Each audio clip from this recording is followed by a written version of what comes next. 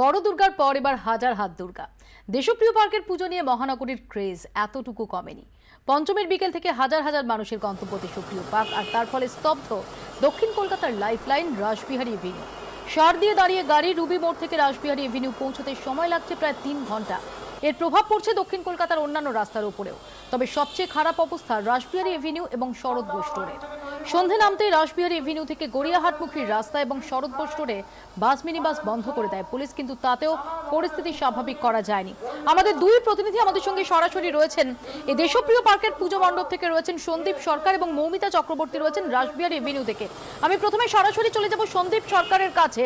সন্দীপ, এখন অবধি রোগ নির্ণয় যা করা হয়েছে প্রশাসনের পক্ষ থেকে, তাতে মনে করা হচ্ছে যে এই দেশপ্রিয় পার্কের যে ভিড়, সেটা থেকে ওই এলাকাটা কার্যত স্তব্ধ হয়ে গেছে। তুমি রয়েছো মণ্ডপে, সেখানের জনজোয়ারটা এই মুহূর্তে কিরকম?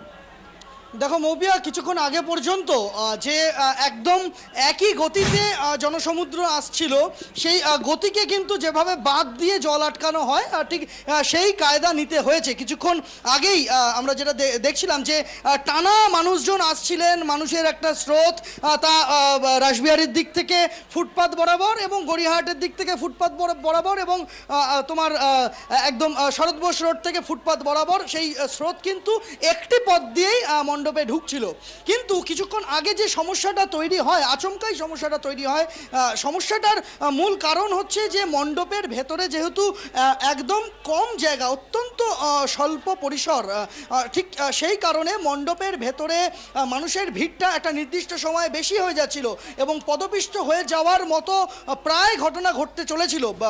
বেশ কয়েকটি শিশু পড়ে যায় জানিয়ে হঠাৎ করেই শোরগোল তৈরি হয় মণ্ডপের ভেতর। সেই কারণেই পুলিশের তরফ থেকে সিদ্ধান্ত নেওয়া হয়েছে যে এবার ভেঙে ভেঙে ভিড়কে ঢোকানো হবে। এই মুহূর্তে তুমি দেখতে পাচ্ছ যে আমার পিছনের যে জনস্রোত রয়েছে সেটা কিছুক্ষণ আগে পর্যন্ত আটকে দেওয়া হয়েছিল মেন গেটে, অর্থাৎ রাসবিহারী অ্যাভিনিউয়ের একদম গায়ে, তীর্থপতি ইনস্টিটিউটের ঠিক উল্টো দিকে দেশপ্রিয় পার্কে ঢোকার যে মূল প্রবেশ পথ, সেখানে আটকে দেওয়া হয়েছিল যতক্ষণ না পর্যন্ত মণ্ডপের ভেতরের ভিড়টা খালি হয়ে যায় ততক্ষণ পর্যন্ত। আবার সেই ভিড় বেরিয়ে যাওয়ার পর নতুন করে মানুষজনকে ভেতরে আবার ঢোকানো হচ্ছে। অর্থাৎ মানে প্রত্যেকটা মুহূর্তে কিন্তু দেশপ্রিয় পার্ককে নিয়ে পরীক্ষা নিরীক্ষা চালাতে হচ্ছে পুলিশকে। কেন পরীক্ষা নিরীক্ষা করতে হচ্ছে সন্দীপ? গতবারের যে তিক্ত অভিজ্ঞতা, তা থেকে তো দেশপ্রিয় পার্ককে কেন্দ্র করে আরো অনেক বেশি সতর্ক হওয়া উচিত ছিল নাকি? এবার পুলিশ প্রশাসন ভেবেছিল যে এবার যেহেতু এত বড় দুর্গা নয়, কাজে এখানে হয়তো ক্রেজ কম থাকতে পারে এবং অন্য আর 5টা প্যান্ডেলের মতো অবস্থা হতে পারে। দেখো, plan A, plan B, plan C, অনেক রকম পরিকল্পনা কিন্তু রাখা হয়েছে।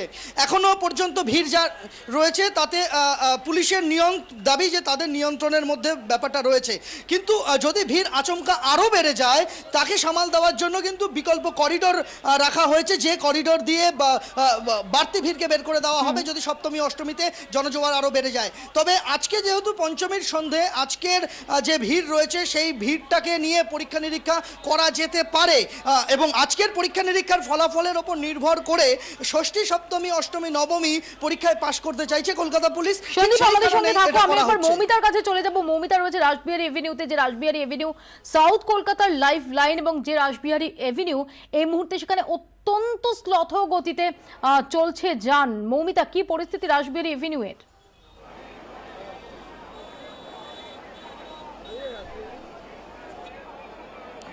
আমি যেখানে দাঁড়িয়ে রয়েছে অর্থাৎ রাসবিহারী এভিনিউয়ের ছবি যেরকমটা দেখতে পাচ্ছ যে এই মুহূর্তে রাসবিহারী এভিনিউ দখল করে নিয়েছে ঠাকুর দেখতে বেরোনো, যারা ঠাকুর দেখতে এসেছেন বিভিন্ন জায়গা থেকে তারা, এবং বিভিন্ন জায়গায় যদি তুমি দেখো যে কিলবিল করে মানুষের ঢল, তা কিন্তু গার্ডরেল দিয়ে একদিকে যেরকম ঠিক রাখার চেষ্টা করা হচ্ছে, ট্রাফিক পুলিশ সেই চেষ্টা চালাচ্ছেন, অন্যদিকে ঠিক উল্টো দিক অর্থাৎ রাসবিহারী এভিনিউ থেকে যেহেতু দক্ষিণের বিভিন্ন রুট থেকে এখানে আসা যাওয়া করা যায়, সারি দিয়ে দাঁড়িয়ে রয়েছে গাড়ি এবং তাদেরকে কিন্তু সিগন্যালে বেশ কয়েকক্ষণ অপেক্ষা করতে হচ্ছে। কতক্ষণ দাঁড়িয়ে এই সিগন্যালে?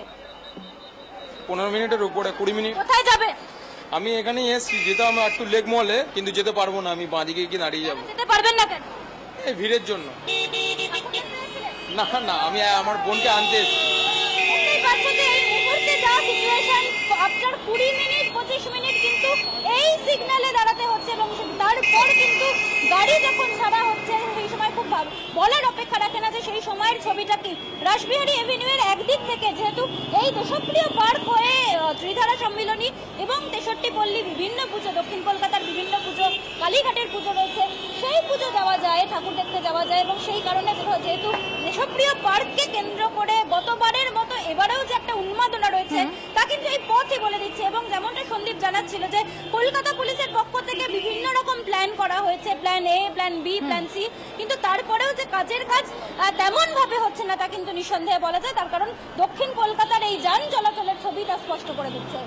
মৌমিতা আমাদের সঙ্গে থাকো, আমরা একবার শুনে নেবো যে ভুক্তভোগী যারা ঠাকুর দেখতে বা অন্য কোনো জরুরি দরকারে যারা পথে বেরিয়েছেন এবং ওই এলাকায় দীর্ঘক্ষণ ধরে যানজটের মধ্যে যাদের আটকে থাকতে হচ্ছে, তারা কি বলছেন? এই ট্রাফিকেরই জ্যাম, আর কিছুই নয়। বিশাল বিশাল বাজে পরিবার, খুব জ্যাম, ভীষণ জ্যাম। আমি এক ঘন্টার ওপর হয়ে গেল বেরিয়েছি, এখনো পৌঁছতে পারিনি। পুলিশ আছে কিন্তু সেরকম তো দেখতে পাচ্ছি না। আমরা গড়িয়ার থেকে আসছি, প্রায় 1.5 ঘন্টা।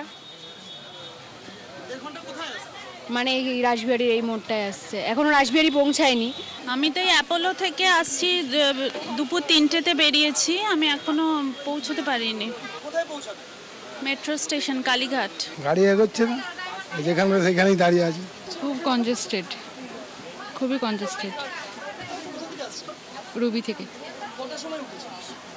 এখানে আসতে মোটামুটি 3 ঘন্টা লাগছে। আমি খুব সংক্ষেপে একবার সন্দীপের কাছে যাবো যে সন্দীপ, এই মুহূর্তে দেশপ্রিয় পার্ককে কেন্দ্র করে তুমি যে বলছিলে যে বিভিন্ন প্ল্যান সেটা সাজানো হয়েছে এবং এই এক্সপেরিমেন্টেশনের মধ্যে দিয়ে পুলিশ বুঝতে চাইছে যে কোনটা পারফেক্ট হবে আগামী দিনগুলোর ভিড় সেটা সামাল দিতে। তো একটু যদি সেই সম্পর্কে আমাদের বর্ণনা করো প্লিজ। দেখো, যে ভাবনাটা কলকাতা পুলিশের রয়েছে যে যদি দেশপ্রিয় পার্কের ভিড় এর থেকেও বেশি হয়, আজকে যা ভিড় দেখতে পাচ্ছি তার থেকেও যদি ভিড় কাল পরশু বা তার পরদিন বেড়ে যায়, তাহলে কি করা হবে? একটাই কিন্তু মৌপিয়া মণ্ডপে ঢোকার একটাই প্রবেশ পথ, একটা পথ দিয়েই মণ্ডপে ঢুকতে হবে। এবং এই গোটা ভিড়টা একটা পথ দিয়েই কিন্তু তিলক রোড দিয়ে, অর্থাৎ মণ্ডপ থেকে বেরিয়ে যে রাস্তাটা প্রিয়া সিনেমা হলের পিছন দিকের যে রাস্তাটা, তারই নাম তিলক রোড, সেই তিলক রোড দিয়ে কিন্তু পুরো ভিড়টা আবারও রাসবিহারী অ্যাভিনিউয়ে যাবে। কিন্তু যদি ভিড়টা বেড়ে যায় তাহলে কি হবে? বিকল্প যে পথটা রাখা হয়েছে, আমি আমার ক্যামেরা পার্সন যিনি রয়েছেন মিন্টু বসাক তাকে বলবো, একদম দেখতে পাবে যে বাঁশে ঘেরা একটা জায়গা, একফালি জায়গা, যে পথটা কিন্তু খোলা হয়নি, বন্ধ রাখা হয়েছে, সেই পথটা একটা বিকল্প পথ রাখা হয়েছে। একইভাবে বিকল্প পথ রাখা হয়েছে শরৎবোস রোডে বেরোনোর জন্য। আমি আসবো সন্দীপ তোমার কাছে, অর্থাৎ মোটামুটি ভাবে বোঝা গেল যে কোন কোন অপশনস গুলো কলকাতা পুলিশের তরফ থেকে রাখা হয়েছে। আমি আবারও ফিরে যাব মৌমিতার কাছে খুব সংক্ষেপে। মৌমিতা, এই মুহূর্তে প্রশাসনের তরফ থেকে কতটা তৎপরতা দেখা যাচ্ছে? তুমি যে জায়গায় বললে যে 20 মিনিট 25 মিনিট শুধুমাত্র সিগন্যালে আটকে থাকতে হচ্ছে, সেখানে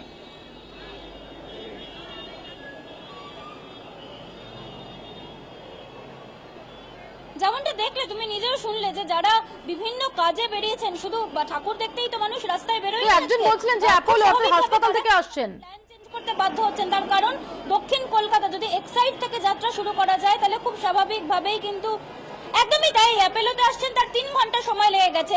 এবং যেভাবে দেখছো যে রাসবিহারী অ্যাভিনিউ, রাসবিহারী মোড়কে কেন্দ্র করে পুলিশের তরফ থেকে যে তৎপরতার ছবি লক্ষ্য করতে পারছো, খুব স্বাভাবিকভাবেই, এবং যেভাবে মানুষের ঢল সন্ধ্যের পর থেকে বেড়েছে শুধুমাত্র দেশপ্রিয় পার্কের পুজো দেখাকে কেন্দ্র করে, তারপরে কিন্তু বলা যেতেই পারে যে প্ল্যান করা হচ্ছে সেই প্ল্যান কিন্তু কাজ না করলে আগামী দিনগুলো, অর্থাৎ সপ্তমী, অষ্টমী, নবমী, এই তিনখানা দিন রয়েছে, তখন কি হবে সেটা কিন্তু একটা বড়সড় প্রশ্ন।